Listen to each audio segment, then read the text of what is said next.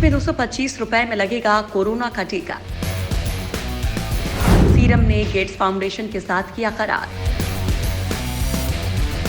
जी हाँ दोस्तों, अगर ऑक्सफोर्ड यूनिवर्सिटी और एस्ट्राजेनेका को वैक्सीन बनाने में सफलता मिल गई तो भारत में उस वैक्सीन का टीका महज 225 रुपए में मिलेगा। इसके लिए सीरम इंस्टीट्यूट ऑफ इंडिया ने bill and Melinda Gates foundation और वैक्सीन अलायंस संस्था गावी के साथ एक करार किया है। इस करार के तहत भारत और कम आय वाले 92 देशों को मात्र $3 यानी कि 225 रुपए में वैक्सीन मिल सकेगी। गेट्स फाउंडेशन वैक्सीन के लिए गावी को फंड उपलब्ध करवाएगा, जिसका इस्तेमाल सीरम इंस्टीट्यूट वैक्सीन तैयार करने और वितरित करने में करेगा। वैक्सीन के ह्यूमन ट्रायल पूरे होते ही इसके उपलब्ध होने की संभावना है। दोस्तों, ये खबर भारत समेत उन देशों के लोगों के लिए अच्छी है जो महंगी वैक्सीन को खरीद नहीं सकते हैं।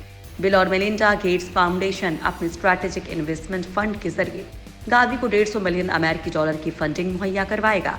इस फंडिंग का इस्तेमाल संभावित वैक्सीन के निर्माण के लिए सीरम इंस्टीट्यूट कर सकेगा। दरअसल गावी गेट्स फाउंडेशन की ही एक संस्था है जिसका मकसद कम आय वाले देश के लोगों को वैक्सीन उपलब्ध करवाना है। वैक्सीन का वितरण कोवैक्स स्कीम के तहत किया जा रहा है। स्कीम का लक्ष्य विश्व स्वास्थ्य संगठन समेत दुनिया भर के लोगों तक कोरोना की वैक्सीन पहुंचाना है। कोवैक्स स्कीम का एजेंडा 2021 तक 200 करोड़ लोगों को वैक्सीन उपलब्ध कराना है। वैक्सीन उपलब्ध कराने में सीरम इंस्टीट्यूट गावी की मदद करेगा। सीरम इंस्टीट्यूट ने एक बयान में कहा था कि कंपनी की तरफ से रिस्क मैन्युफैक्चरिंग को ये फंडिंग सपोर्ट करेगी, जिससे एस्ट्राजेनेका और नोवावैक्स के साथ साझेदारी में तैयार किया जा रहा है।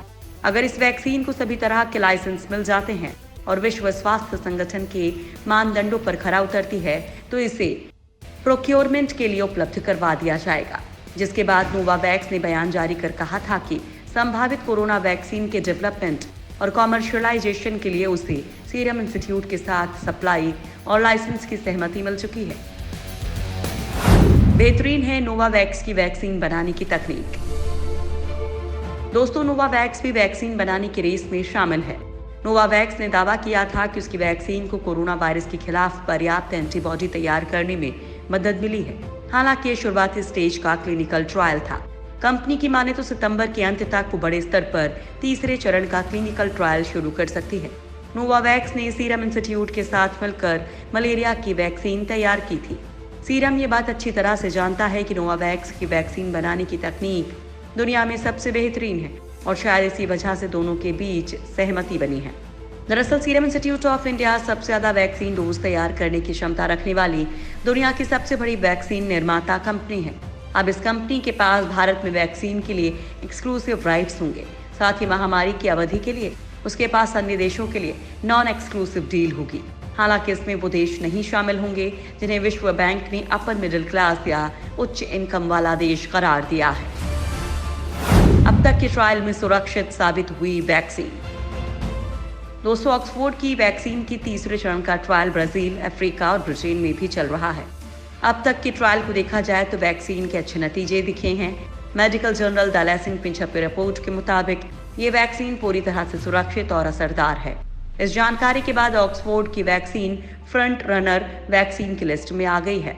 ऑक्सफोर्ड यूनिवर्सिटी की माने तो उनकी वैक्सीन को लगाने से अच्छा इम्यून रिस्पॉन्स मिला है। वैक्सीन ट्रायल में लगी टीम और ऑक्सफोर्ड के निगरानी समूह को इस वैक्सीन में सुरक्षा को लेकर कोई चिंता वाली बात नजर नहीं आई है। अब इस वैक्सीन का भारत में भी 2 चरणों का ट्रायल एक साथ होने वाला है। भारत में होने वाले इस ट्रायल के लिए सीरम ने पूरी तैयारी कर ली है। भारत में बड़े स्तर पर होगा वैक्सीन का ट्रायल। ऑक्सफोर्ड की वैक्सीन का दूसरे और तीसरे चरण का ह्यूमन ट्रायल भारत में जल्द शुरू होने वाला है। National biopharma mission and grand challenge India programme के तहत सरकार और मेलिंडा गेट्स फाउंडेशन के बीच एक करार हुआ है। इस प्रोग्राम के तहत ही वैक्सीन का बड़े स्तर पर ट्रायल होगा।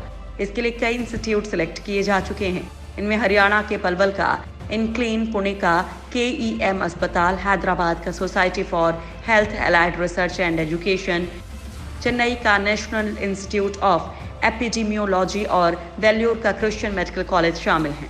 इसके अलावा एम्स दिल्ली, जोधपुर, पुणे का BJ मेडिकल कॉलेज, पटना का Rajendra memorial research institute of medical sciences, Mysore का JSS अकेडमी और higher education and research, Gorakhpur का नेहरू अस्पताल, विशाखापट्टनम का आंध्र मेडिकल कॉलेज और चंडीगढ़ का PGI शामिल हैं। भारत में ये वैक्सीन कोविशील्ड के नाम से लॉन्च होगी। कंपनी के सीईओ आधार पूनावाला का कहना है कि अगर ट्रायल कामयाब होता है तो 2021 की पहली तिमाही तक 30 से 40 करोड़ डोज तैयार किए जा सकेंगे।